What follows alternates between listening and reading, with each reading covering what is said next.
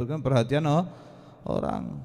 Yang terakhir ingin mendapatkan kedudukan duniawi, baik harta, baik jabatan dan martabat kedudukan. Dia pengen jadi yang orang yang terhormat. Jangan sampai itu diperhatiin ketika kita menuntut ilmu. Jangan sampai niat kita ada 4 perkara itu, atau salah satunya jangan. Bersihin niat kita lillahi ta'ala, mendapatkan warisan dari Rasulullah sallallahu alaihi wasallam. Kemudian yang kedua yang perlu ketika kita hadir majlis ilmu, selama kita duduk madama jalisan indal alim kana mahbusan 'anidz dzunubi wal khata'. Selama kita duduk dengan para orang alim yang istiqomah, kita dijaga Allah dari perbuatan dosa. Enggak mungkin di dalam ini ente pengen bermaksiat kepada Allah. Paling minimal manfaatnya ente enggak bermaksiat kepada Allah Subhanahu wa taala. Kemudian yang ketiga, idza kharaja min manzilihi tanzilu alaihi rahmah. Ketika kita keluar rumah, itu Allah turunkan rahmat buat kita. Yang keempat, ketika kita duduk sama orang alim itu mendapatkan rahmat dari Allah dan barakah, kita juga mendapatkan keberkahan dan rahmat Allah Subhanahu wa taala. Yang kelima, fadilah majlis ta'lim, majlis zikir, haffathumul malaikatu bi ajnihatiha ridwan wa huwa fihim. Malaikat-malaikat Allah membentangkan sayapnya untuk orang yang menuntut ilmu, ridha malaikat dengan apa yang kita perbuat, apa yang kita sedang berkumpul.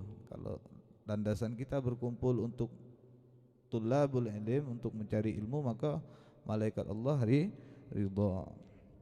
Kemudian yang keenam, madama mustami'an tuktabu lahul hasanat. Selama dia menjadi orang yang mendengar ketika majlis ilmu, walaupun dia enggak paham, tapi dia berusaha untuk mendengar, Allah catat itu sebagai satu kebaikan.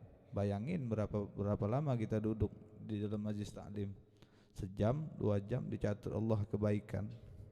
Terus yang terakhir, kullu qadamin yarfa'uhu wa yadha'uhu.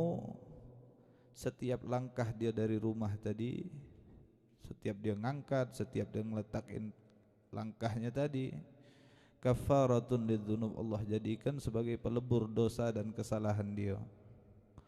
Wa raf'an lid darajat, dan itu juga dijadikan Allah sebagai sesuatu yang bisa mengangkat derajat dia di sisi Allah Subhanahu wa taala.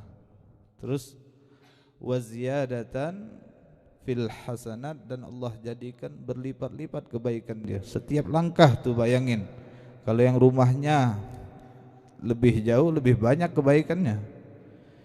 Seperti ana dari Palembang, mudah-mudahan banyak kebaikan ana. Amin.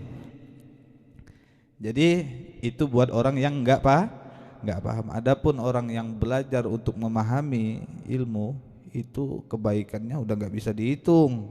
Ini buat kita nih yang awam, dapat 7 kemuliaan dengan duduk di majlis taklim. Dapat apa yang pertama? Yanalu fadlul muta'allimin, mendapatkan keutamaan kemuliaan orang yang menuntut ilmu. Yang kedua, dijaga Allah dari perbuatan maksiat ketika datang majlis. Yang ketiga, mendapatkan rahmat ketika kita keluar dari rumah sudah dapat rahmat. Yang keempat, ketika kita duduk sama orang alim, sama-sama kawan kita majelis, maka di situ Allah berikan rahmat dan barakah dan kita mendapatkan bagian. Yang keenam, malaikat Allah membentangkan sayap ridha dengan apa yang kita buat. Kemudian yang terakhir, setiap langkah kita tadi menjadikan sebab pelebur dosa kita, menjadi sebab Allah mengangkat derajat kita, menjadi sebab Allah Subhanahu wa taala memberikan kebaikan yang banyak kepada kita. Jadi rajin-rajin, semangat belajar untuk ilmu.